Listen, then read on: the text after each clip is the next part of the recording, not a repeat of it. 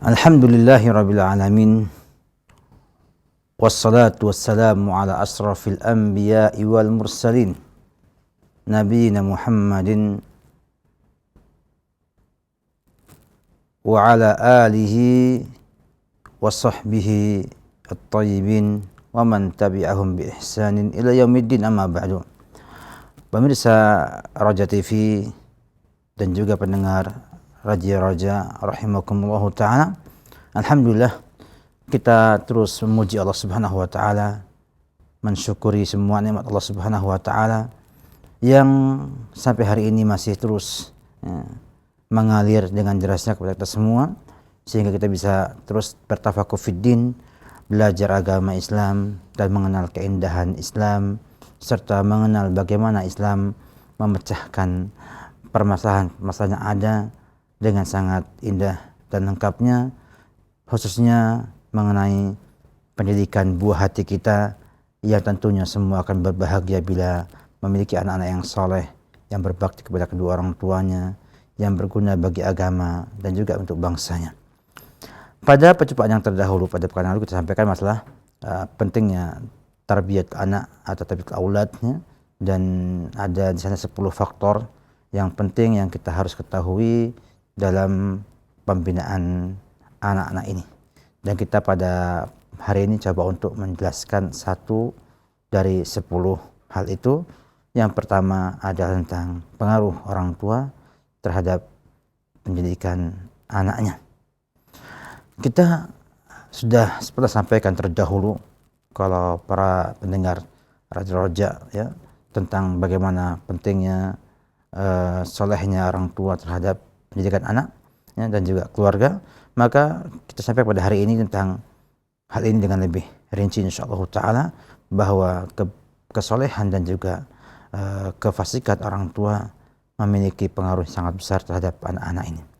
Cukuplah hadis Nabi sallallahu alaihi wasallam ya, yang sering kita sampaikan, kullu mauludin yuladu alal fitrah fa'abawahu yuhawidanihi au yunassiranihi au yumajisanihi. Semua bayi yang lahir itu lahir dalam keadaan fitrah ya, orang tuanya lah yang membuatnya Yahudi atau Nasrani atau Majusi, menunjukkan bahwa pengaruh orang tua sangat besar dalam pembinaan anak-anak ini. Oleh karena itu, Islam sangat menganjurkan kepada para laki-laki, kaum laki-laki yang ingin memiliki anak yang soleh, juga para wanita yang ingin mendapatkan keturunan yang soleh dan solehat, untuk memilih pasangannya dengan memilih agama dan akhlaknya. Memilih agama dan akhlaknya.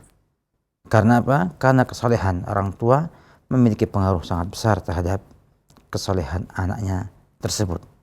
Dan demikian juga amalan jeleknya orang tua ya, dan fasiknya orang tua punya pengaruh yang cukup signifikan terhadap perkembangan dan pertumbuhan anaknya, baik sisi pendidikan maupun yang lainnya.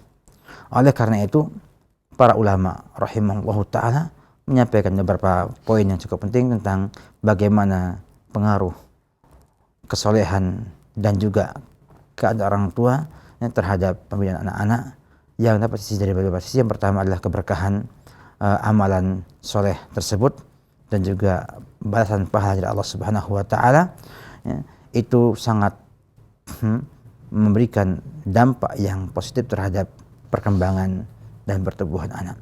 Bisa dilihat dari ini adalah ketika Allah Subhanahu wa ta'ala memberikan pahala kepada seseorang, maka otomatis Allah akan memberi kepadanya kebahagiaan. Dan tidaklah mungkin sempurna bahagia seseorang tanpa kebaikan dan juga kebaikan anak-anaknya. Sehingga anak-anak yang baik akan membuat orang itu jadi bahagia. Berikutnya lagi, bahwa amal seorang hamba itu akan membuat ia Allah cintai.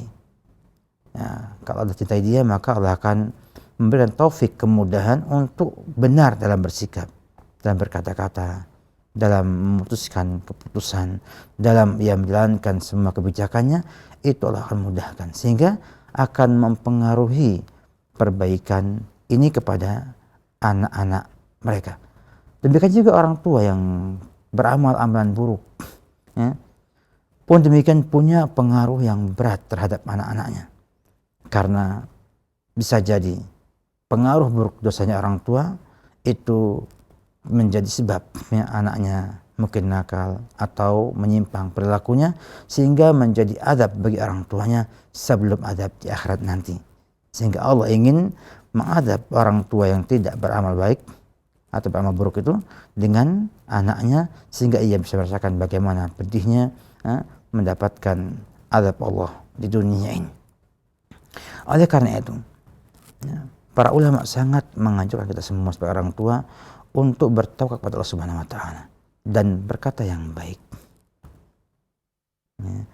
Lihatlah dalam firman Allah di surat Al-Kahfi ayat 82, ketika kisah Musa dengan Nabi Khidir atau Khidir, yang Allah dalam Al-Quran. Allah berfirman, wa ammal jiddaru fakana li ghulamaini yatimani fil Madinah wa kana tahtahu kanzul lahuma wa kana abuhuma salihan fa'arada rabbuka ayablugha ashuddahuma wa yastakhrija kanzahuma rahmatan min rabbik.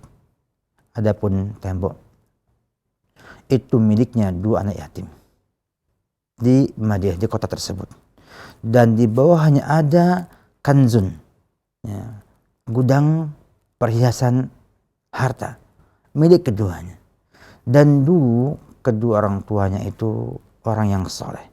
Maka Allah ingin untuk mengembangkan atau menyempurnakan kedewasaan keduanya ini dan mengeluarkan harta itu untuk keduanya sebagai rahmat daripada Allah pada Rabbnya, menunjukkan bahwasanya Allah merahmati orang tuanya yang saleh dengan merahmati anaknya yang ditinggal mati orang tua dalam keadaan yatim.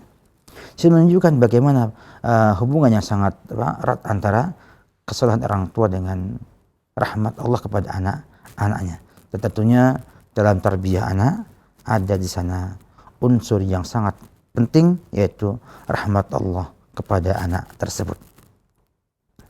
Oleh karena itu, orang tua harus berpikir jauh ke depan untuk anak-anaknya, sehingga tidaklah makan, minum, dan membeli pakaian dengan harta yang haram. Jagalah hartanya dengan harta-harta yang halal, sehingga ketika ia berdoa kepada Allah Subhanahu wa taala, doanya itu dikabulkan oleh Allah Subhanahu wa taala. Ini adalah sisi kedua daripada pentingnya kita beramal soleh untuk anak kita. Maksud kita bahwa orang tua yang soleh tentu kalau makan yang halal, minum yang halal, kalau beli baju pun bajunya halal. Ya. Dengan demikian nantinya ketika dia berdoa untuk anaknya agar jadi anak yang soleh, agar dimudahkan rezeki mereka, agar diberikan kemudahan hidup untuk mereka, Allah kabulkan lantaran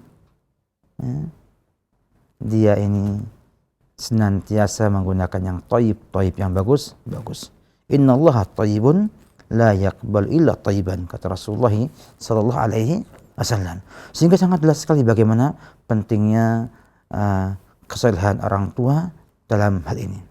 Apalagi kalau kita melihat kembali kepada kehidupannya anak ini ketika dia lahir, ya, kemudian bisa meminum susu daripada ibu yang salehah, kemudian terus setelah itu ia akan tumbuh melihat ibunya sholat, bapaknya sholat, melihat bapaknya menangis takut karena Allah, melihat orang tuanya berhubungan dengan baik dalam keadaan mengamalkan hukum Islam di rumahnya, tidak pernah ada kemungkaran kecuali diingkari, tidak ada kebaikan kecuali saling menasihat itu untuk membuat kebaikan.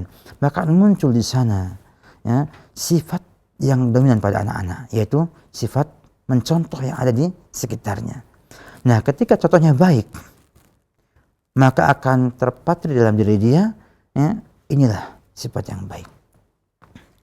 Ya, bayangkan kalau orang tuanya bangun tidur setel musik, kemudian ngomongnya tidak memakai etika, ya. Kemudian setelah itu sering ribut di rumah, ya, dan lain-lainnya yang itu akhirnya tampak oleh anak-anaknya, maka akan timbul di sana pengaruh yang tidak baik pada anak tersebut. Semua tersepakat bahwa rumah tangga yang berantakan, yang ibunya pagi siang malam hanya ribut kepada orang tuanya, memiliki dampak jelek pada anak-anaknya. Demikian juga dua pasangan ini, pasutri ini, bila ia hidup dalam keadaan soleh, ya, kemudian akhlaknya baik, rukun di rumahnya, pasti akan memberikan pengaruh cukup baik pada anak-anaknya dalam pertumbuhan kejiwaan, mental ataupun juga perkembangan kemampuan ia. Oleh karena itu, pengaruh ini sangat bagus, sangat banyak sekali. Ya.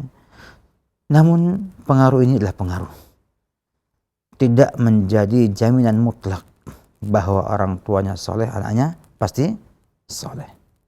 Ya. Tapi kita pun mengatakan bahwa orang tua yang soleh, yang punya kemampuan mendidik anak, memiliki peluang cukup besar untuk punya anak yang soleh. Kalau saya bisa ibaratkan ini dengan para petani yang ada di sawah misalnya. Ya. Kalau ia adalah orang tuanya, petani itu adalah petani yang soleh, yang baik, kemudian selalu mohon kepada Allah untuk pertumbuhan sawahnya, dan ia punya keahlian untuk mengelola sawah, maka lebih bisa diharapkan panennya bagus, ya, walaupun kadang-kadang tidak panennya bagus. Oleh karena Allah Subhanahu wa taala juga menyampaikan bahwa hidayah di tangan Allah Subhanahu wa taala. Tidak mesti orang tua yang soleh anaknya soleh, tetapi pengaruhnya tetap dominan dan besar. Supaya apa? Supaya kita mengerti bahwasanya kita pun soleh tetap butuh Allah Subhanahu wa taala dalam bina anak-anak kita. Lihatlah bagaimana kita lihat, ya, Nabi Nuh alaihissalam orang yang soleh, anaknya kafir sebagiannya. Nah, istrinya juga enggak ikut sama agama Nabi Nuh alaihissalam. Demikian juga kita lihat, ya, Nabi Lut, demikian solehnya, namun istrinya tidak soleh. Ya. Kemudian lihatlah Fir'aun, ya, orangnya kafir, fajir, fasik, istrinya solehah. Ini menunjukkan bahwa tetap walaupun kita memiliki kesolehan, ya, tetap kita harus bersandar kepada Allah Subhanahu wa taala. Kita akan bahas insyaallah pada poin yang kedua nanti tentang bagaimana pengaruh, ya, hidayah terhadap perkembangan dan pertumbuhan anak-anak dalam pendidikan anak-anak ini. Intinya, kaum muslimin rahimakumullah taala, bahwa pengaruh orang tua, baik itu kesolehannya ataupun kefasikannya, sangat memberikan pengaruh cukup besar terhadap perkembangan dan pertumbuhan serta pendidikan anak tersebut. Sehingga jangan remehkan hal ini. Ya. Terkadang kita meremehkan amalan kita yang baik, padahal bisa jadi itu adalah sebab kebaikan untuk anak-anak kita. Maka jangan bakhil untuk beramal soleh, jangan malas untuk beramal soleh, karena ketakwaan kita itu memiliki pengaruh yang besar terhadap pendidikan anak-anak. Sisi lainnya yang mungkin saya sampaikan dalam mukadimah kita kali ini adalah bahwa Allah janjikan dalam Al-Quran, wa may yattaqillaha yaj'al lahu makhraja wa yarzuqhu min haitsu la yahtasib. Menunjukkan bahwa orang yang bertakwa itu Allah akan berikan solusi atas masalah yang dihadapinya. Kalau ia punya masalah dalam mendidik anak-anaknya, kemudian dengan kesolehannya Allah berikan solusi untuk pembinaan anak-anak tersebut. Nah, ada masalah, Ustaz, berapa banyak orang yang soleh, anaknya nggak soleh. Ya, kita katakan bahwa itu adalah fenomena yang Allah kehendaki untuk menguji manusia. Untuk menguji manusia. Apakah dia imannya shadiq, benar, jujur, ataukah tidak. Dan kalau sudah demikian keadaannya, orang yang kena ujian Allah, anaknya tidak soleh, padahal dia soleh, menunjukkan bahwa yang diuji oleh Allah Subhanahu wa taala. Maka ia harus tambah dekat dengan Allah dan tambah mendekat dan banyak taubat kepada Allah Subhanahu wa taala. Karena itu semua adalah di luar kemampuan ia, dan itu ujian iman yang harus ia hadapi dengan kesabaran dan dengan ketabahan. yang ada.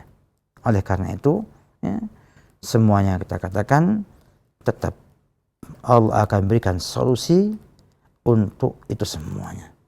Karena Allah janjikan yang takwa Allah mudahkan dapatkan solusi. Ditambah lagi dengan ayat lainnya, wa may yattaqillaha yaj'al lahu min amrihi yusra. Menunjukkan bahwa orang yang takwa itu akan dimudahkan urusannya, termasuk urusan pembinaan dan pendidikan anak-anaknya tersebut.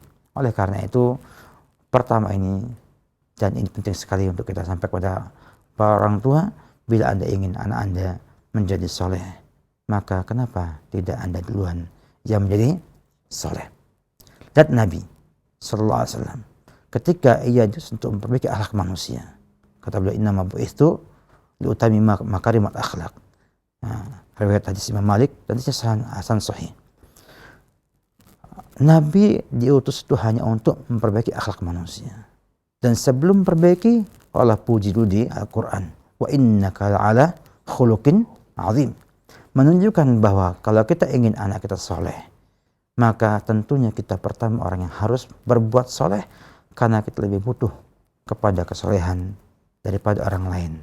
Kita butuh kesolehan melebihi yang lain-lainnya, karena kita harus menghadap Allah, mempertanggungjawabkan semua hidup kita di hadapan Allah Subhanahu wa Ta'ala. Maka marilah kita menjadi orang yang soleh, agar kita nanti dimudahkan Allah Subhanahu wa Ta'ala untuk punya anak yang soleh, dan juga bisa menghadap Allah dalam keadaan soleh dan punya bekal yang sangat baik, yaitu takwa kepada Allah Subhanahu wa Ta'ala. Demikian, mudah-mudahan bermanfaat. Salam Muhammad wa ala alihi wa sahbihi wasallam.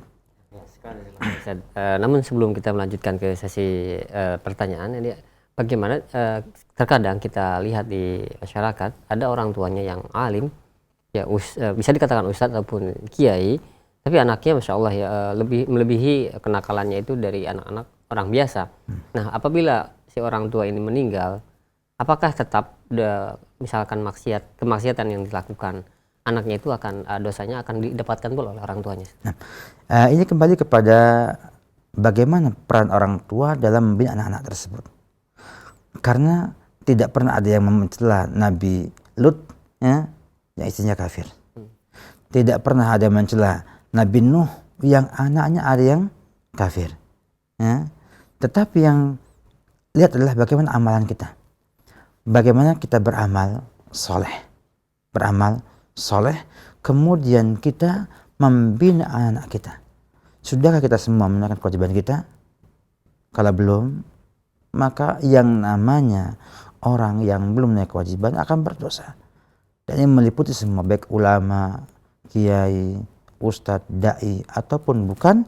Bila ia tidak menunaikan kewajiban sebagai orang tua dalam membina anak-anaknya, maka ia berdosa karena tidak menunaikan kewajibannya. Tapi kalau ia sudah menunaikan kewajibannya dengan baik, dengan maksimal, kok kemudian anaknya Allah takdirkan jadi ujian bagi dia, ya, dan ternyata jauh dari yang diharapkan, jadi jauh satu jadi panggangnya misalnya, ya, maka itu bukan lagi tanggung jawab dia, itu semua di luar kemampuan dia sebagai manusia, karena Allah takdirkan di Lauhul Mahfuz bahwa memang dia harus jadi orang yang nakal. Tetapi kita lihat bahwa Allah Subhanahu wa Ta'ala, ya, melihat apa yang kita perbuat.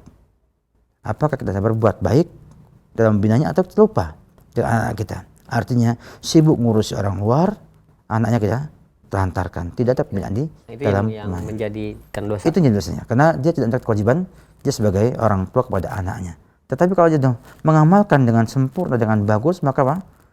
La yukallifu illa wus'aha. Tidak ada yang bisa dicela dalam hal ini. Makanya kalau kita dapatkan misalnya ada ulama, ada orang alim, kok anak menjadi tidak baik, jangan buru-buru nyalahkan orang tuanya. Ya, tapi lihat kembali, ya, kalau orang tuanya sudah membinanya, kok tetap juga seperti itu, maka Allah tidak akan menghukum orang yang telah berbuat kewajiban yang harus ia perbuat. Wallahu a'lam bishawab. Ada pula yang orang tuanya tidak soleh, bahkan mungkin diberikan dari untuk nafkah anaknya itu dari sesuatu yang syubhat atau haram, Ustaz. Bahkan bisa dikatakan preman, tapi anaknya masya Allah, Ustaz, bisa menjadi adik yang soleh ini. Iya. Nah ini bagaimana Ustaz? Itulah fadlullahi utihi mayasha. Tapi kalau kita lihat ikhwati fillah, tetap bahwa Allah Subhanahu wa taala memilih ya, hamba-hambanya yang soleh itu tidak harus dari orang yang soleh orang tuanya. Berapa banyak didapatkan ya, anak-anak yang jadi anak yang soleh, bahkan terkenal kesolehannya bukan dari kalangan orang-orang yang soleh. Itu pun untuk ujian kepada kita semua bahwa ternyata Allah itu punya hak veto, punya hak yang tidak tergugat dalam masalah hidayah kepada hamba-hambanya. Sehingga membuat orang-orang itu berlomba-lomba untuk jadi baik. Ya, bayangkan kalau ada keputusan dari Allah bahwa yang orang tuanya nggak baik, maka nggak akan jadi baik. Ya, maka akan putus asa dan nggak mau beramal soleh. Jadi saya lihat ada hikmah yang cukup agung dari Allah Subhanahu wa taala bahwa kadang ada anak-anak jadi preman, mungkin gali yang hidupnya hanya meras dan mungkin juga sekitarnya lah, ya, sekitarnya. Kok anaknya bisa jadi baik? Itu adalah keutamaan Allah pada dia. Dan banyak juga yang bertobat dengan sebab anaknya, ya, taubat dengan sebab anaknya seperti itu. Tapi yang jelas bahwasanya di sana Allah menguji kita semua dengan ujian seperti itu. Dan itulah yang namanya kekuasaan Allah Subhanahu wa taala. Tapi jangan coba-coba kita menjadi orang rusak, ya, kemudian mengharapkannya jadi baik.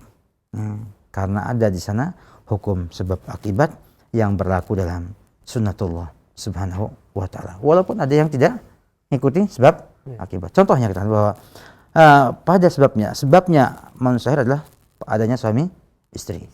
Adanya bayi itu lahir dengan sebab hubungan suami istri.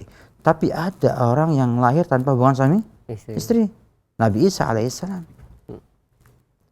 Sebagai apa? Contoh bahwa Allah itu tidak ada yang mustahil baginya. Ya. Artinya hukum sunnatullah sebab akibat itu berlaku.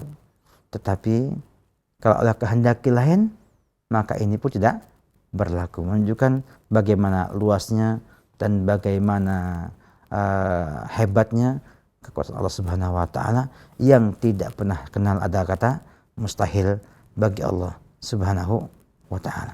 Nah. Iya, nah, sekarang jazakallahu khair Ustaz. Dan demikian ikhwan Islam azakumullah, pendengar dan pemirsa Roja dimanapun Anda berada, telah kita simak bersama ya pemaparan pembahasan, insyaallah kita dapat mengambil faedahnya, yaitu pengaruh orang tua terhadap pendidikan anak. Dan tentunya kita berharap kepada Allah Subhanahu wa taala, berdoa kepada Allah Subhanahu wa taala kita bisa mendapatkan anak yang soleh dan solehah. Dan selanjutnya kami buka sesi interaktif, sesi soal jawab. Bagi Anda yang ingin bertanya langsung silakan Anda bisa menghubungi kami di layanan telepon di 0218236543. Silakan. Halo. Iya, terputus Ustaz. Ini ada pertanyaan sambil menunggu di layanan telepon. Ada pertanyaan dari M. Said yang berada di Blitar. Assalamualaikum warahmatullahi wabarakatuh. Waalaikumsalam warahmatullahi wabarakatuh. Ya Ustaz, Anda ingin bertanya, anak saya ketika masih muda sholatnya rajin, dan alhamdulillah dengan sebab itu saya masukkan ke dalam pondok pesantren. Tapi setelah dia menikah, terlihat sholatnya itu tidak istiqomah alias bolong-bolong, sibuk dengan pekerjaan dan istrinya. Sering diperingatkan, namun tetap begitu. Apakah sebagai orang tua saya wajib memperingatkannya kembali karena dia mengingat ya sudah saya masukkan ke pesantren, tentunya tahu hukum-hukumnya. Nah, bihamdillahi ta'ala Allah Subhanahu wa taala memberikan pada kita hubungan anak dengan bapak itu abadi sampai hari kiamat nanti. Sehingga karena hubungan itu tetap ada, maka tetap ada di sana yang namanya kewajiban untuk amar ma'ruf nahi munkar. Dengan contoh, Rasulullah sallallahu alaihi wasallam kadang masih membangunkan menantunya Ali bin Abi Thalib dan anaknya Fatimah. Ya, padahal sudah menikah dan sudah pisah rumah. Kemudian ketika Ali bin Abi Thalib memberikan alasan macam-macam, Nabi mengatakan wa kanal insanu aktsar syai'in jadala. Menunjukkan bahwa yang namanya hubungan anak dengan bapak itu walaupun sudah menikah, walaupun kurangnya apa sih Khalifah Ali bin Abi Thalib, kan gitu. Apa kurangnya dia dalam masalah iman, dalam masalah ketakwaan, tetap saja Nabi mengadakan amar ma'ruf nahi munkar dalam hal ini. Tentunya sesuai dengan kondisi yang ada. Sehingga selama anak itu hidup, orang tua yang punya rasa cinta kepada anaknya mesti berusaha untuk membuat mereka baik. Saya bisa bayangkan kalau Bapak lihat kisah Nabi Nuh alaihissalam, ya, sampai pada waktu di mana Allah sampaikan tidak ada yang beriman kecuali yang telah beriman sama kamu, dan hanya mengatakan bahwa kami akan menyelamatkan ahluk, keluarganya engkau, wahai Nuh. Dengan janji inilah Nabi Nuh tetap berharap anaknya bisa selamat bersama dia dan tidak mendapatkan musibah yang menimpa musibah kaum Nabi Nuh alaihissalam. Dia mengatakan, ya bunayya irkab ma'ana wala takum minal kafirin.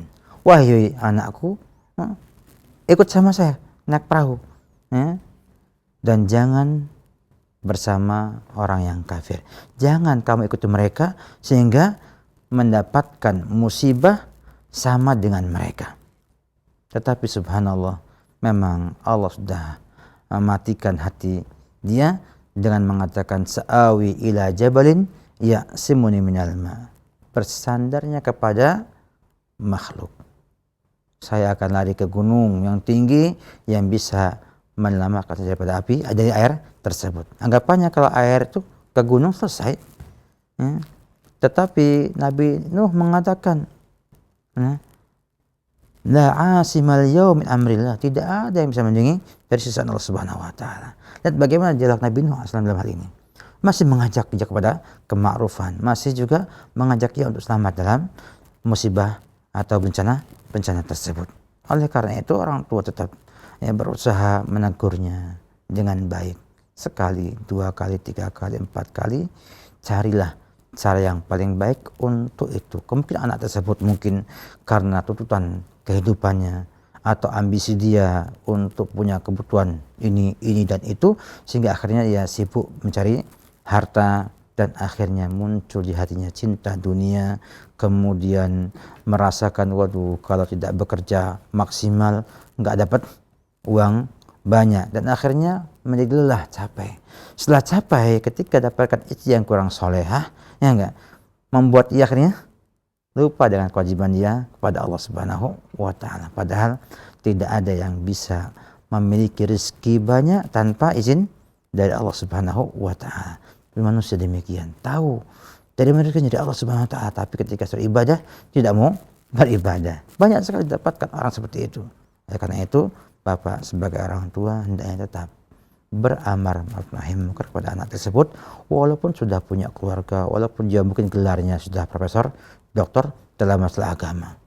Ya, selama ia tidak mengamal Islam, maka orang tuanya wajib memberi tahu dan mengingkarinya sesuai dengan kemampuan yang dimiliki oleh orang tua tersebut. Jadi bukan alasan sudah mondokkan kemudian dijamin ya masih akan jadi orang yang soleh. Kalau pasti orang mondok semuanya jadi soleh semuanya, saya kira orang mau bayar mahal untuk sekolah di manapun berada. Tapi tidak demikian. Sebab soleh itu haknya Allah Subhanahu wa taala. Ia yang memberi hidayah, ia yang mengarahkan pada hal seperti itu. Oleh karena itu, perbanyaklah doa kepada Allah agar anak kita diistiqomahkan ketika sebelum menikah sampai meninggal dunia, dan bisa kumpul di surga bersama kita di alam akhirat nanti. Wallahu a'lam bishawab. Iya, nah, sekarang jazakallahu khair. Jawaban yang sangat jelas kepada penanya yang berada di Blitar, yang mudah-mudahan Allah Subhanahu wa taala memudahkan untuk beramar ma'ruf nahi munkar kepada anak ibu ya, yang mudah-mudahan beristiqomah. Dan selanjutnya kami terima di layanan telepon. Silakan di 0218236543 bagi Anda yang ingin bertanya langsung kembali. Nah, halo. Halo. Iya, Assalamualaikum warahmatullahi wabarakatuh. Waalaikumsalam warahmatullahi wabarakatuh. Dengan siapa di mana, Pak? Iya, silakan. Saya Trisno. Pak Trisno. Dari Batam, Pak. Pak Trisno di Batam, Bapak ada delay Pak mendengar suara kami. Dikecilkan terlebih dahulu volume radionya mungkin Bapak ya, volume TV-nya dikecilkan. Oke Pak, terima Ya, kasih Pak. silakan Pak Trisno. Begini Pak, kita kan sudah berupaya untuk mendidik anak kita jadi anak yang soleha Pak. Tetapi setelah beliau menikah, itu mengikuti pengajian-pengajian yang memang ingkar sunnah. Maksudnya cuma memahami tentang Al-Quran. Sunnah itu atau hadis-hadis itu dianggap sudah melenceng begitu. Nah, apakah anak ini masih dikategorikan anak yang soleh? Dan bagaimana kita menyikapi sebagai orang tua, Pak? Terima kasih, Pak. Baik, ya, Pak Trisno di Batam ya. Ya, baik Ustaz, silakan. Terima kasih Pak di Batam ya. Tidak dipungkiri lagi bahwasanya setiap manusia punya ujian yang berbeda-beda. Ada yang bisa bertahan, ada yang bisa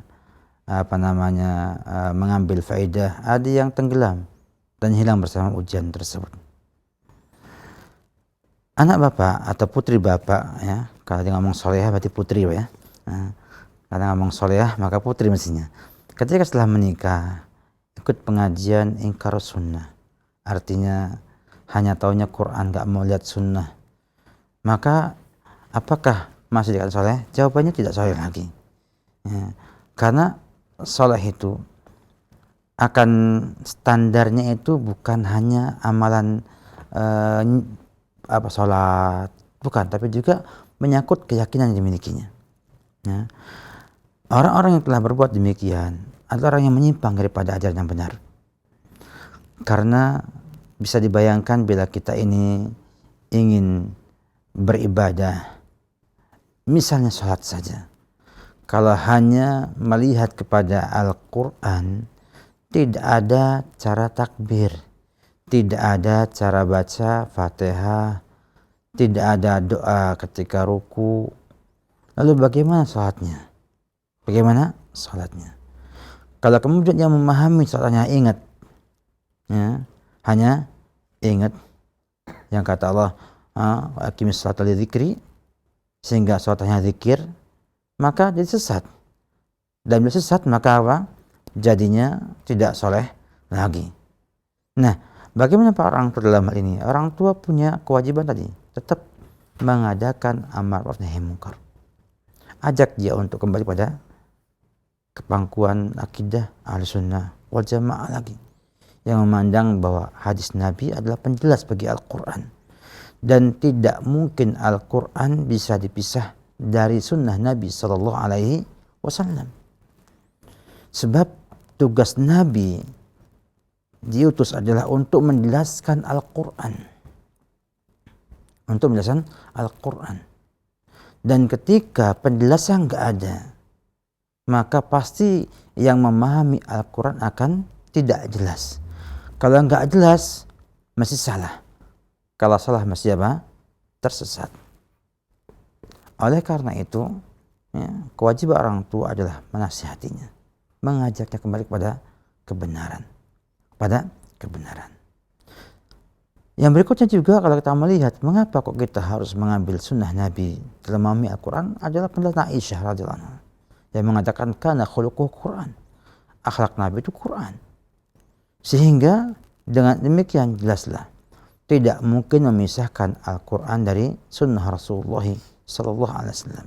Sebab Al-Quran itu adalah petunjuk, ya, banyak kaidah-kaidah ya, yang bersifat umum. Nah, sekarang siapa memahaminya? Apakah kita lebih baik memahami dengan sendiri atau memahami dengan penjelasan Nabi Muhammad SAW? Jawabnya jelas, mengikuti petunjuk Rasulullah SAW. Oleh karena itu, Bapak tetap wajib menasihati, wajib untuk mengingkari kesalahan dia.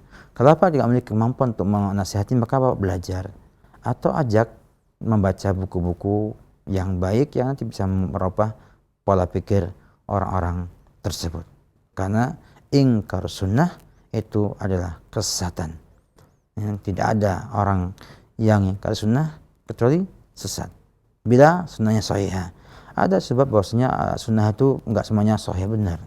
tetapi juga Allah menjaga dengan adanya para ulama yang misah-misah, memilah-milah. Ini yang sahih, ini yang enggak sahih. Menunjukkan bahwa terjaganya sunnah Nabi sangat jelas sekali sampai hari ini.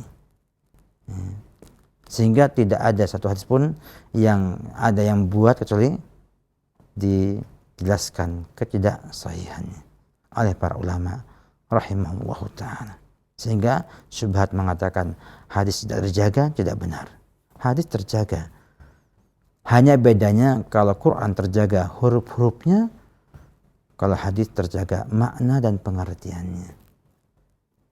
Semoga bermanfaat. Iya, nah sekarang saya atas jawaban Ustaz. Demikian untuk Bapak Trisno ya yang berada di Batam, yang mudah-mudahan Allah SWT memudahkan Bapak dan mengembalikan anak Bapak ya kepada pangkuan sunnah. Dan selanjutnya kami masih berikan kesempatan untuk Anda yang ingin bertanya langsung. Silakan, kami masih terima di layanan yang telepon 0218236543. Halo. Waalaikumsalam. Waalaikumsalam warahmatullahi wabarakatuh. Ya, dengan siapa di mana? Dengan Ummu Safa di Bekasi. Bekasi, silakan. Oke, Ustadz mau nanya, kebetulan teman Ana lagi ada masalah galau dengan pekerjaannya, di mana sumber pekerjaannya ini diragukan apakah halal atau haramnya. Jadi cara mendapatkan proyek itu dengan cara mengambil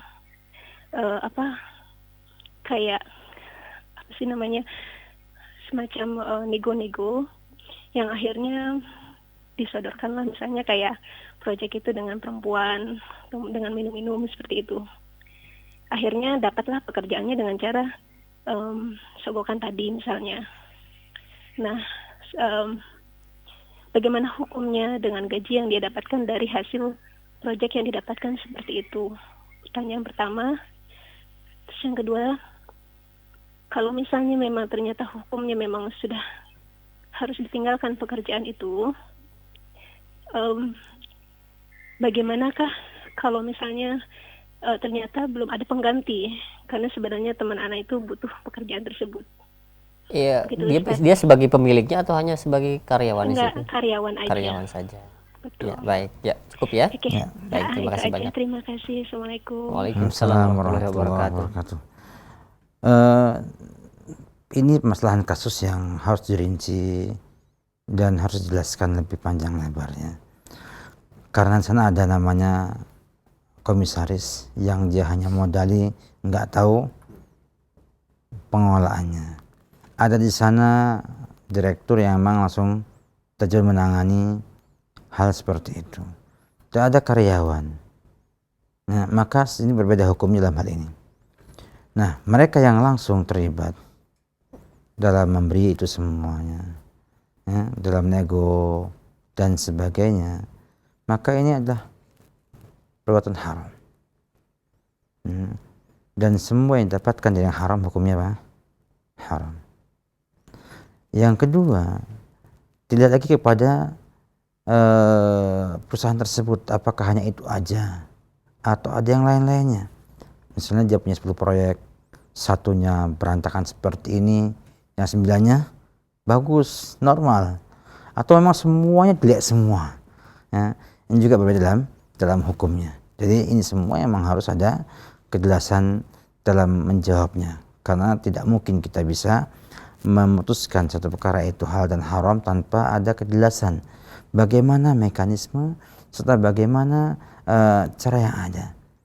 Demikian juga menyuap pun tidak semua suap itu dilarang. Ada yang dibolehkan karena mengambil haknya, karena mengambil haknya, walaupun pada asalnya adalah haram. Nabi mengatakan bahwa Allah melaknat murtasi wa rasi wal murtasi, baik yang menyuap maupun yang disuap dosa semuanya, ya.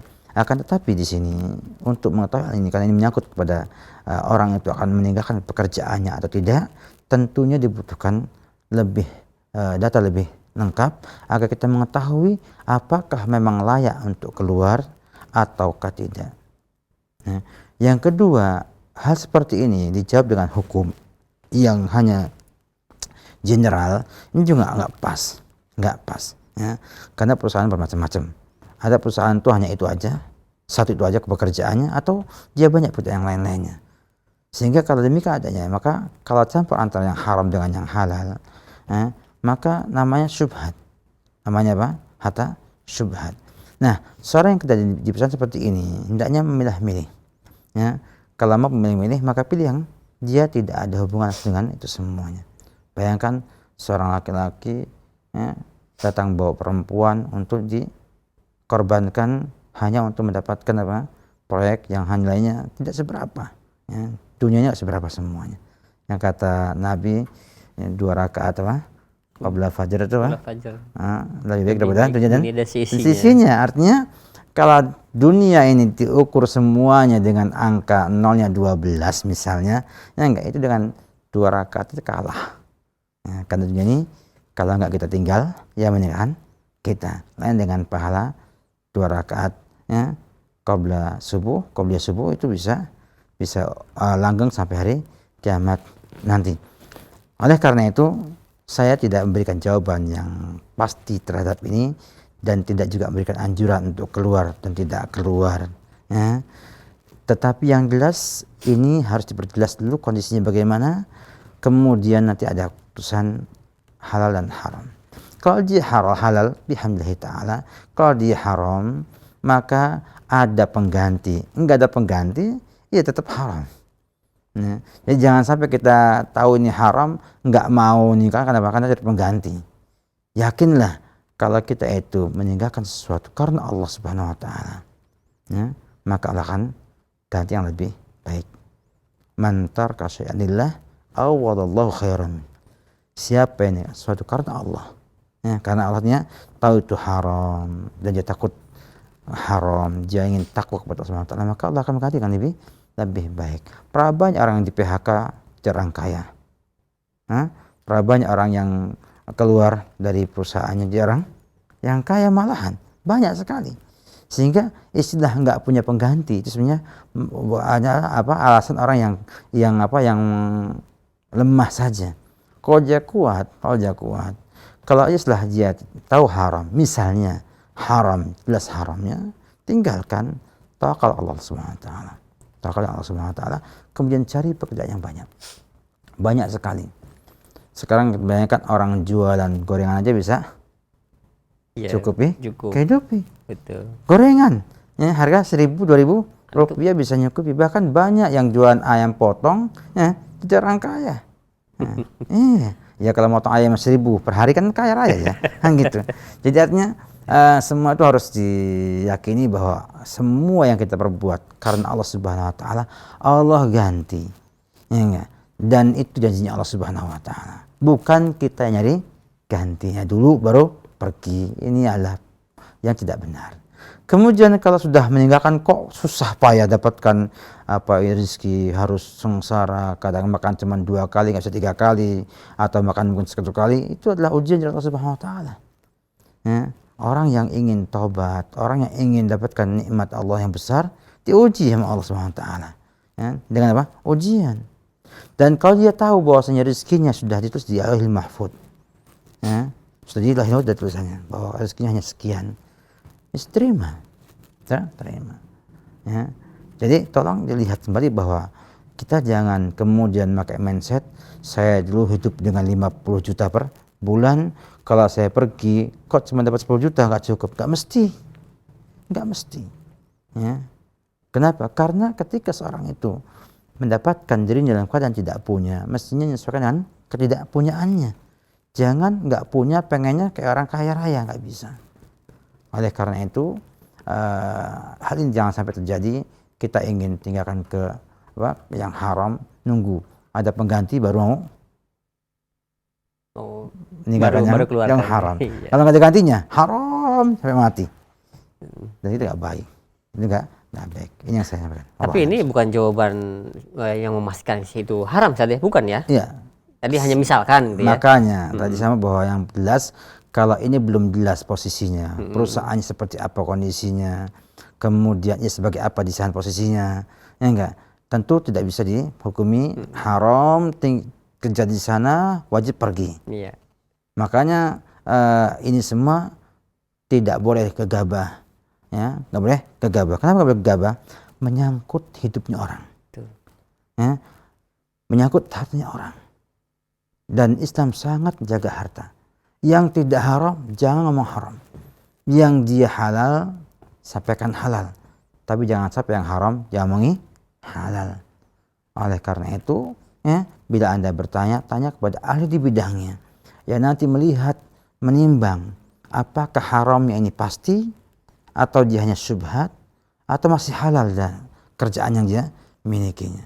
Sehingga akan jelas hubungannya dalam hal ini. Ya. Kemudian setelah tahu halal haramnya baru bersikap.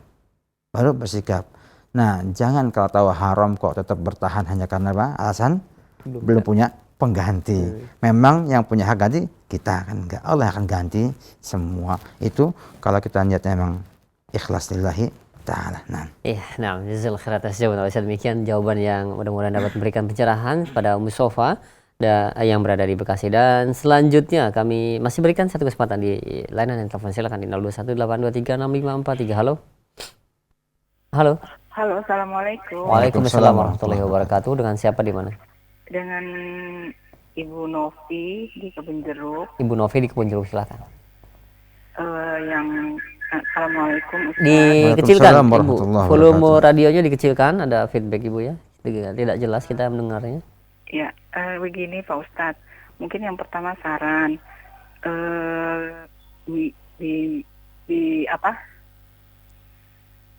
kalau bisa ada temanya juga untuk bagaimana mendidik anak yang berkebutuhan khusus atau berperilaku khusus, seperti dengan keadaan yang Allah ciptakan tunarungu, tunanetra atau tunagrahita. Terus yang kedua baik. Pertanyaannya. Ya, yang kedua pertanyaan saya, kalau diceritakan kehidupan saya itu kan multi complicated. Saya memang memiliki anak yang berkebutuhan khusus tunarungu. Sudah ditinggal bapaknya itu 1 tahun 7 bulan dan tidak kami pisah, dan bapaknya memang sampai sekarang tidak tahu keadaan kondisi dan tidak pernah ada nafkah lahir batin. Memang kalau untuk rezeki sampai detik ini, ya kalau kata bahasa kita itu boleh dipercaya atau tidak pernah Allah meninggalkan rezekinya untuk anak saya, selalu ada saja. Nah, yang kedua, bagaimana mendidik anak saya yang dalam keadaan tunarungu seperti ini? Memang kebetulan saya pun mendidik sedikit berbeda. Jadi sekarang sudah umur 7,5 tahun. Untuk mendidik anak yang karena berperilaku khusus ini kadang menginginkan hati, mengesalkan hati, walaupun saya selalu bawa dengan doa. Dan yang kedua itu, apakah anak seperti ini mempunyai tanggung jawab juga pendidikannya untuk saya terhadap kepada Allah, dan apakah dia juga akan ada pembalasan di hari pada masyarakat juga seperti masuk surga ataupun neraka. Dengan bagaimana untuk langkah ke depannya? Mohon nasihatnya, itu aja. Assalamualaikum warahmatullahi wabarakatuh. Assalamualaikum warahmatullahi wabarakatuh. Ya, terima kasih kepada Ibu ya, Bu Novi atas sarannya. Dan memang subhanallah kita memang tidak punya gambaran mau menjelaskan ini secara lengkap ya, karena waktunya pun terbatas. Yang kedua, pertemuannya hanya sepekan sekali, itu pun cuma diminta bicara 15 sampai 25 menit. Jadi akhirnya kita ingin kita ingin sebetulnya memberikan yang terbaik kepada kaum muslimin. Memang ada di sana orang-orang yang membutuhkan lebih daripada yang lainnya, dalam bahasa butuh perhatian khusus untuk mereka karena cacat dan lain sebagainya. Semoga Ibu diberikan kemudahan Allah untuk bersabar ya, dan untuk terus meminta kepada Allah pahala atas kesusahan yang didapatkan dalam mendidik anak yang memang memiliki keadaan yang seperti itu. Tapi ingatlah bahwa orang tua yang dapatkan seperti ini sebenarnya tidak perlu marah-marah, tidak perlu kesal-kesal, karena tidak ada satupun yang dia kerjakan kecuali ada di sana balasan dari Allah Subhanahu wa taala. Bahkan bisa jadi anak itu adalah anak yang akan memberikan kebaikan kepada ibu di dunia dan akhirat nanti. Oleh karena itu, menurut pendapat saya pribadi, ibu lihat kembali kepada keadaan anak ibu.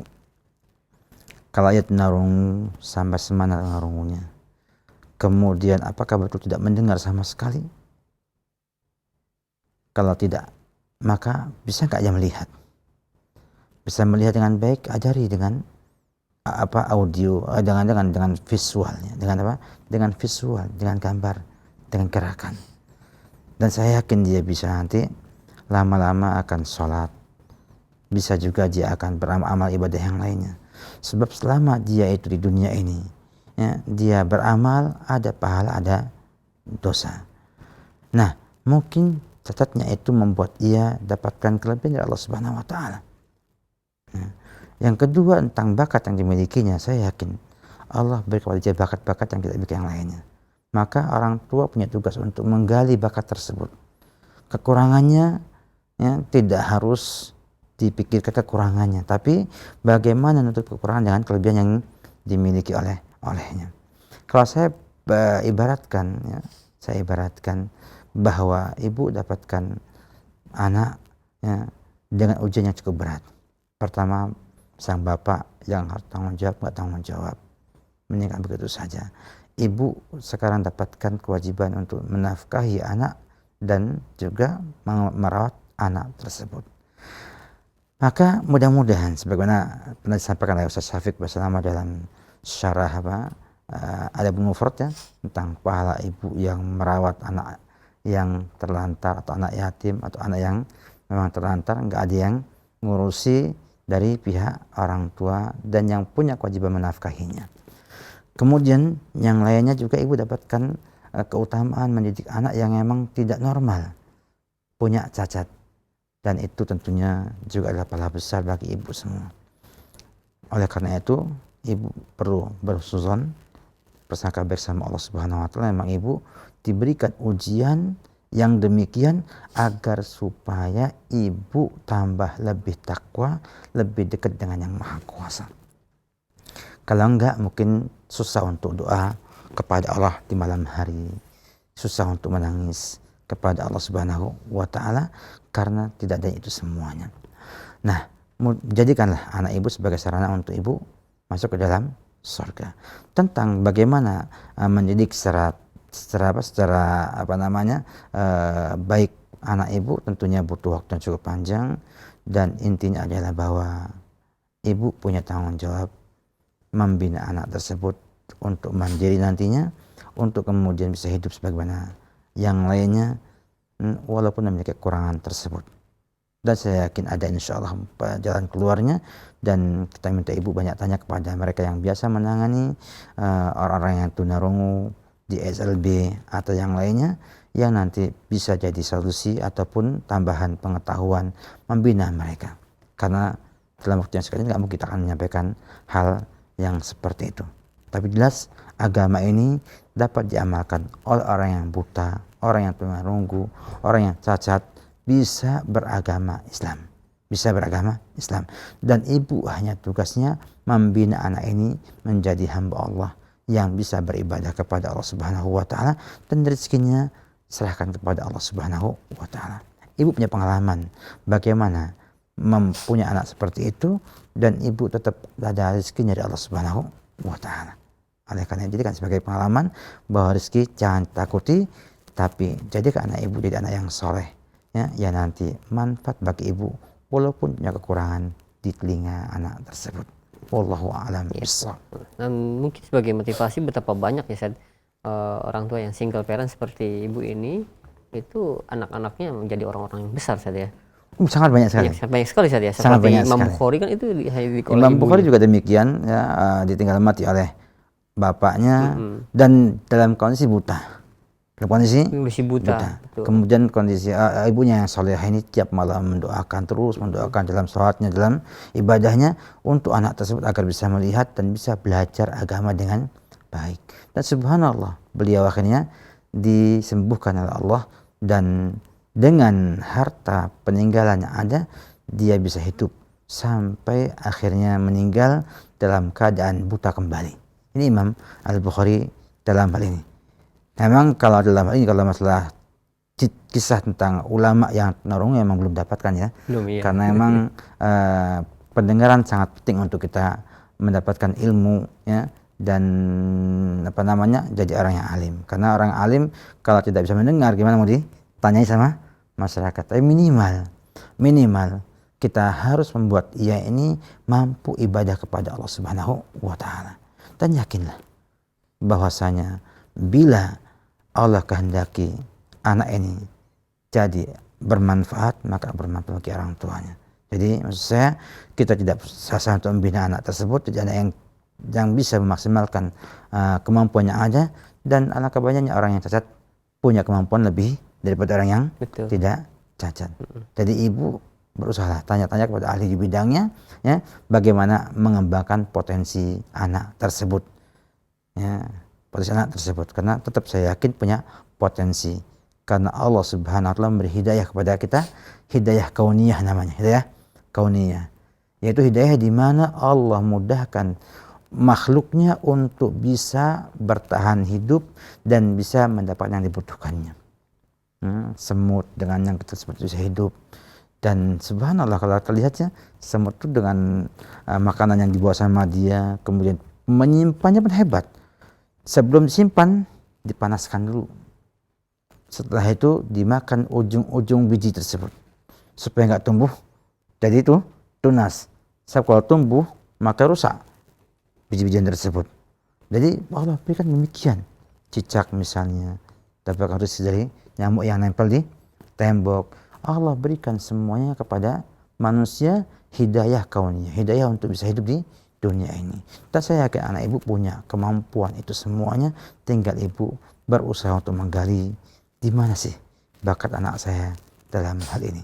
Tapi ingat, jangan sampai yang berkembang bakat yang menyisihi syariat Allah. Ini yang harus dijaga oleh kita semuanya. Wallahu a'lam bishawab. Iya, jazakallahu khair atas jawaban Ustaz, dan demikian untuk Ibu Novi yang berada di Jakarta ya. Mudah-mudahan Allah berikan kesabaran dan berikan kemudahan untuk Ibu. Dan selanjutnya kami angkat pertanyaan di layanan pesan singkat. Dan ada pertanyaan Ustaz dari Ila yang berada di Pamekasan. Ya Ustaz, apakah orang tua yang ahli maksiat yang dulunya ya sebelum menikah akan berpengaruh kepada akhlak anaknya dan bahkan pernah melakukan zina? Karena saya pernah mendengar itu zina itu adalah hutang. Apa benar Ustaz? Apakah perkataan itu mutlak bisa dikatakan benar atau tidak? Kalau perkataan zina adalah hutang itu jelas salah. Yang benar zina adalah dosa. Betul. Bukan hutang, dosa. Yang kalau ia bertobat kepada Allah, Allah hilangkan itu semuanya. Ya. Sehingga insya Allah bila orang tua telah bertobat dengan tobat nasuha, kemudian ia terus istiqomah di atas kebaikan, mudah-mudahan Allah Subhanahu wa taala tidak membuatnya susah dengan sebab apa yang pernah ia perbuat sebelumnya. Karena taubat itu menghapus segala yang telah lalu. Bayangkan kalau taubat itu nggak pengaruh, ya, dulu para sahabat ada yang minum khamr, ada yang zina, ada yang kufur, nyembah berhala dan lain sebagainya. Itu besar semuanya. Kemudian setelah masuk Islam, kemudian takut jangan-jangan anak kita kayak zaman dulu lagi. Nggak mesti demikian. Jadi yang penting adalah taubat kepada Allah Subhanahu wa taala, dan telah taubat Allah hapus semuanya. Tidak ada pezina setelah taubat. Tidak ada pelacur setelah taubat. Tidak ada pencuri setelah bertaubat. Sebab taubat menghapus segala-galanya. Oleh karena itu, ya, bila telah bertaubat, insya Allah lah, yakinlah bahwa Allah akan menjaga anak-anak ibu, anak-anak bapak, ya, dengan sebab bapak takwa setelah taubat tersebut. Jangan khawatir, ya, Allah tidak menghapus dosa kita. Kita khawatir bagaimana bisa istiqomah di atas taubat dan takwa tersebut. Sehingga jaga terus takwanya agar Allah terima taubat kita sampai akhir hayat nanti. Jadi tetap kita katakan memang ada pengaruh kalau dia berbuat maksiat terus. Tapi kalau sudah taubat, insya Allah tidak ada pengaruh jelek malah mungkin akan menjadi kebaikan bagi dia semua. Sebab Allah mengatakan ketika menyampaikan tentang sifat hamba Allah dalam Al-Furqan, walladzina la yad'una ma'allahi ilahan akhar wa la yaqtulun nafsal lati harramallahu illa bil haqqi wa la yaznun wa man yaf'al dzalika faqad wa man yaf'al dzalika yalqa athama yudha'af lahul 'adzab yaumal qiyamah wa yakhlud fihi muhana illa man taba wa amana wa amila salihan faulaika yatubullahu alaihim faulaika yubaddilullahu sayiatihim hasanat. Bahkan Allah kadang-kadang dengan taubat, iman dan amal saleh kita akan merubah yang buruk jadi kebaikan. Bukan cuma menerima taubat, tapi juga apa? Merubah. Yubaddilullahu sayiatihim hasanat. Keburukan yang lama itu jadi kebaikan malahan. Jadi kebaikan setelah itu. Oleh karena itu harapan saya kepada ibu dan juga yang lain-lainnya, bila pernah beramal jelek, maka segera bertobat, segera memperbaiki iman, dan beramal soleh. Semoga dengan itu semuanya, amalan yang telah lalu itu bukan jadi keburukan, jadi kebaikan bagi kita yang telah bertobat, yang telah beriman dan beramal soleh tersebut.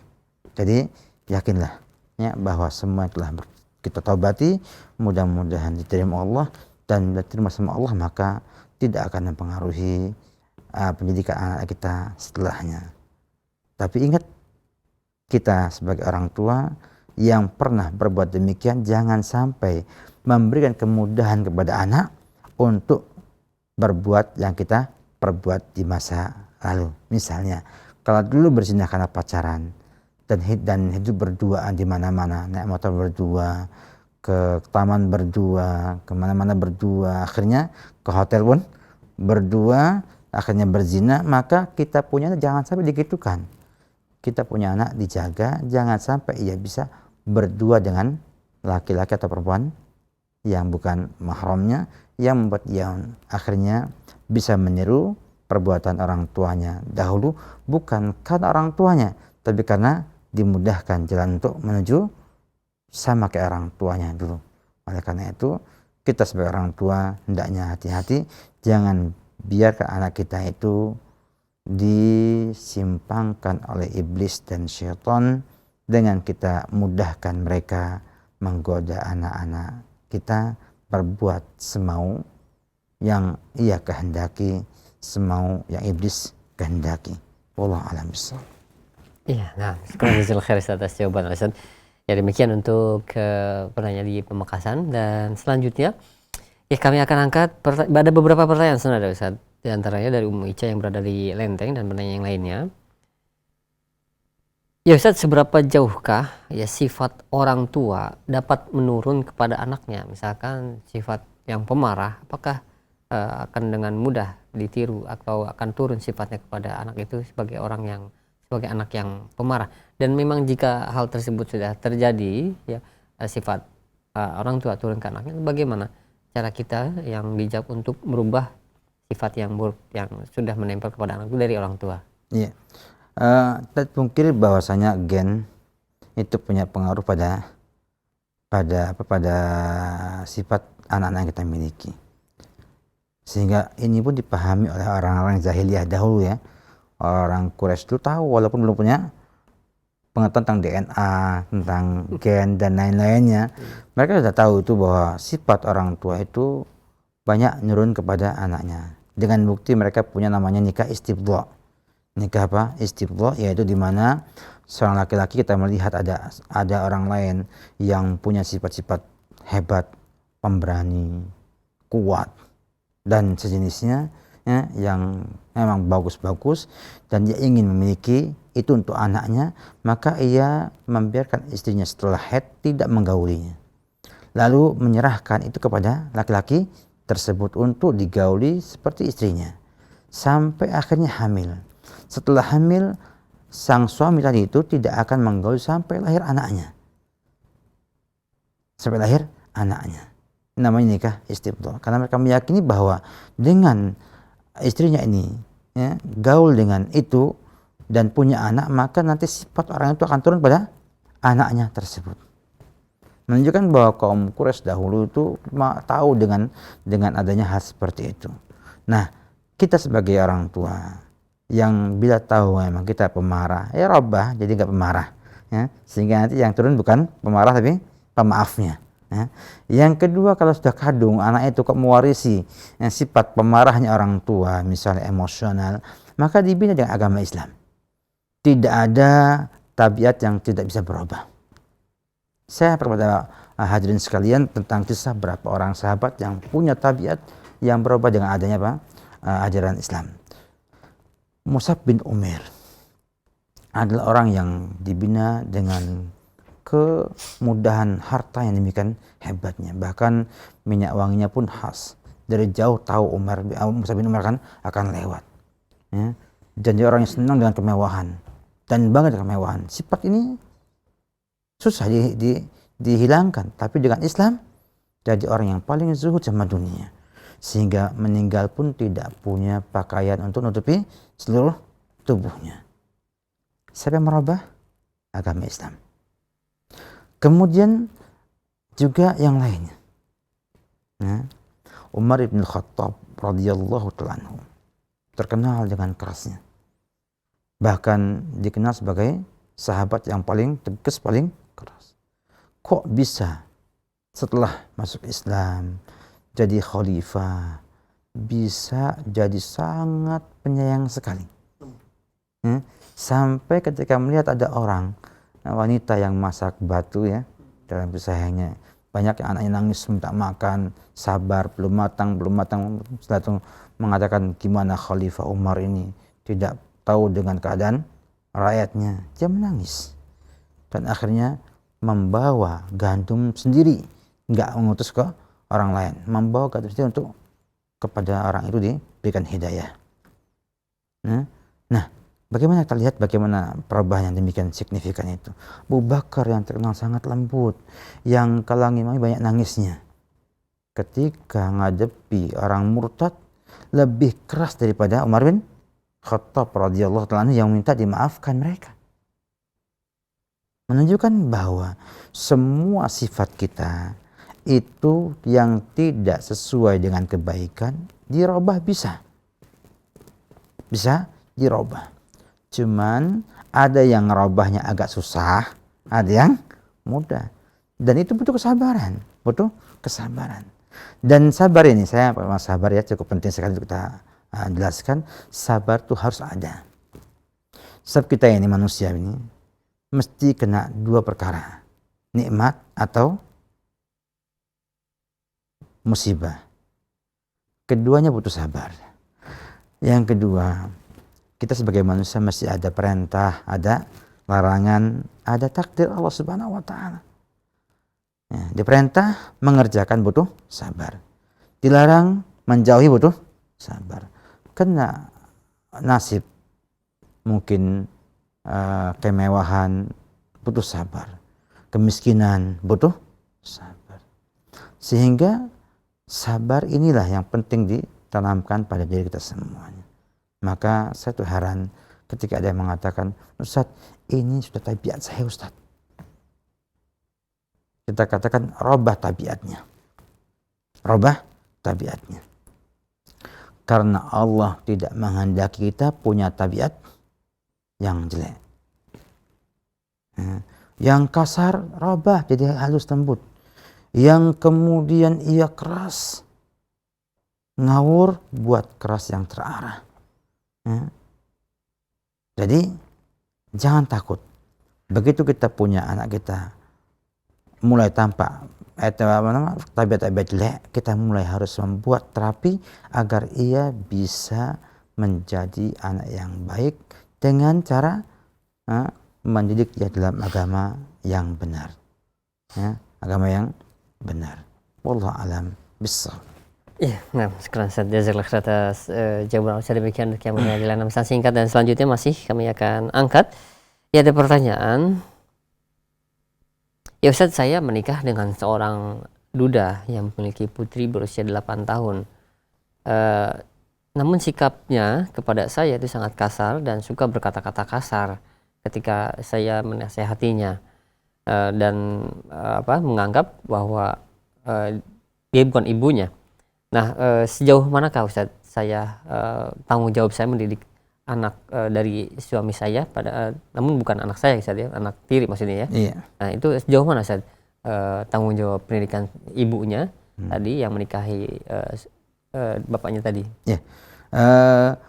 Ibu tiri ataupun ibu ya, yang dapatkan anak suami, maka sang istri itu wajib untuk memelihara, menjaganya. Karena dia adalah termasuk kewajiban istri adalah menjaga harta dan anak suami. Anak suami ada dua, anak suami dari dia sendiri, anak suami dari orang lain. Dan semua adalah tanggung jawab istri untuk menjaganya dan memeliharanya.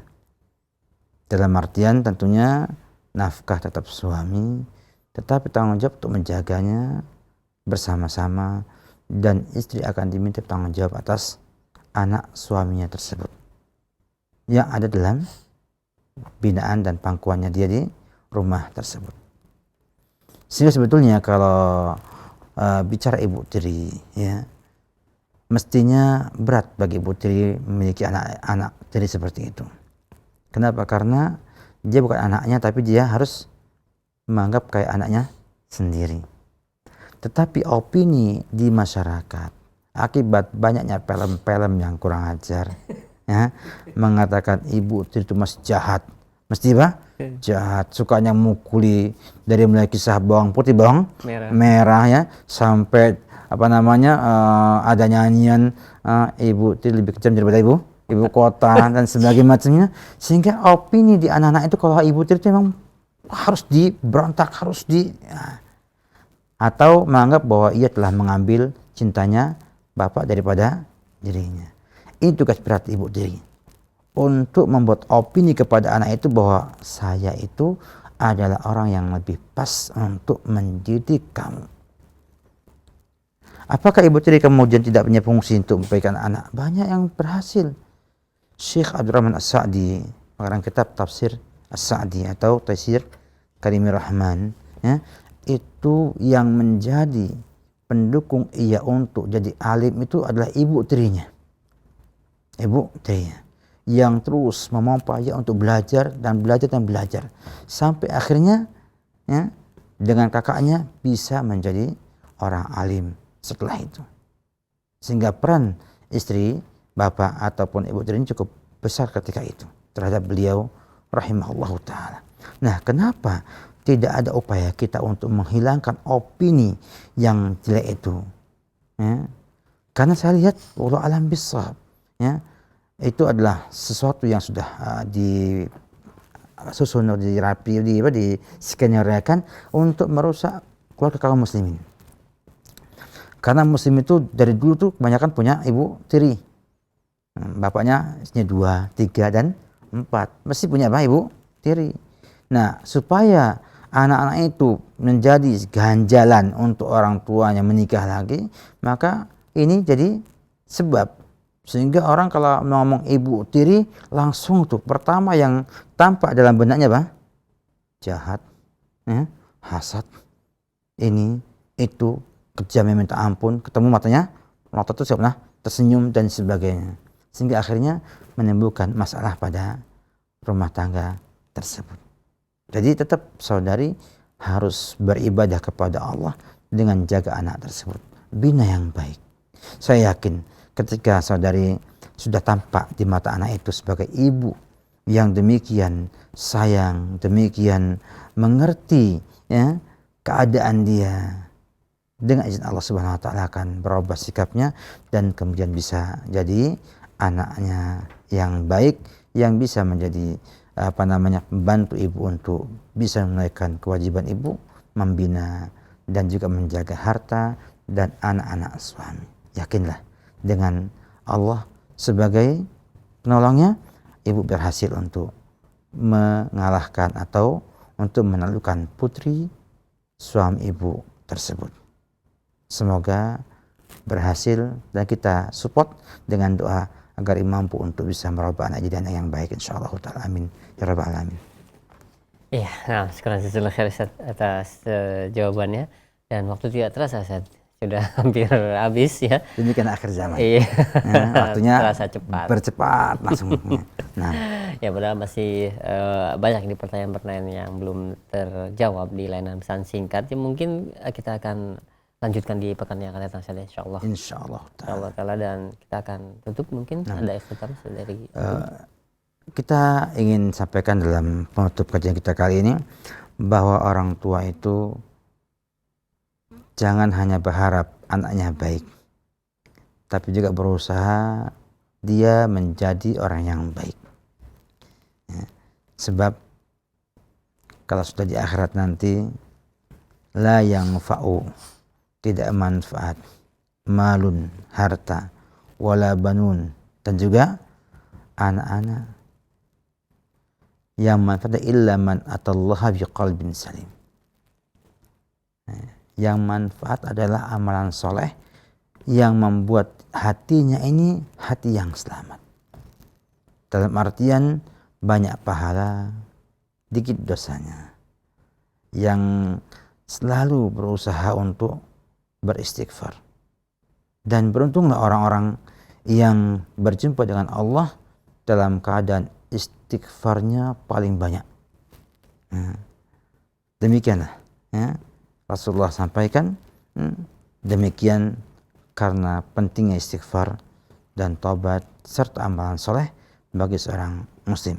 Oleh karena itu saya mengajak pada bapak sekalian, ibu sekalian, ingatlah dunia ini hanya sebentar, ya, dan kita berusaha jadi orang yang soleh karena itu manfaat bagi kita sendiri dan juga manfaat bagi anak-anak kita nanti di kemudian hari, ya, dengan sebab keberkahan atau mereka meniru atau juga karena Allah ingin memberikan kebahagiaan bagi kita semua dengan kumpulnya anak kita dengan kita di surga nanti dengan kebahagiaan yang sempurna, berkumpul satu keluarga besar dengan anak cucu di surganya Allah Subhanahu wa taala. Mari kita berusaha jadi orang yang soleh dengan kesabaran dan terus belajar Islam dengan sungguh-sungguh dan benar. Demikian, semoga manfaat. Salam Muhammad wa ala alihi wa sahbihi wasallam, dan kami ucapkan jazakumullah khair kepada teman-teman di Raja yang sudah berusaha mensukseskan acara ini, juga kepada para penanya yang menyampaikan banyak pertanyaan yang saya pribadi orang yang paling pertama mengambil manfaat dari pertanyaan tersebut. Demikian juga kepada para pendengar lainnya, semoga kita dimudahkan untuk mengerti yang benar dan menjauhi yang salah, kemudian bisa sama-sama merengkuh ridha Allah di dunia dan akhirat nanti. Akhir da'wana alhamdulillahi rabbil alamin. Ya, nah, kami ucapkan sekali lagi terima kasih banyak kepada Ustaz, jazakallahu khair, barakallahu fiik, atas waktu yang telah diluangkannya dan ilmu yang telah disampaikan. Insyaallah kita dapat mengambil faedahnya untuk para pendengar dan pemirsa terkhusus. Dan tentunya kami mohon maaf ya kepada Anda yang sudah mengirimkan pertanyaan begitu banyak, ya, puluhan, bahkan mungkin hampir 100 dari pertanyaan yang masuk di kesempatan pagi hari ini, dan hanya 6 pertanyaan saja yang dapat kami ajukan. Tentunya kami mohon maaf yang sebesar-besarnya bagi Anda yang sudah mengirimkan pertanyaan tidak dapat kami ajukan, dan bagi Anda pula yang berusaha menghubungi di layanan telepon, ya, kami mohon maaf pula tidak dapat menerima layanan telepon Anda secara keseluruhan pula. Demikian, dan insyaallah kita akan berjumpa kembali di Sabtu pekan yang akan datang, melanjutkan pembahasan fiqhul usrah, pembahasan rumah tangga yang insyaallah kita sangat membutuhkannya. Demikian, kami undur diri, mohon maaf apabila ada kesalahan. Wassalamualaikum warahmatullahi wabarakatuh.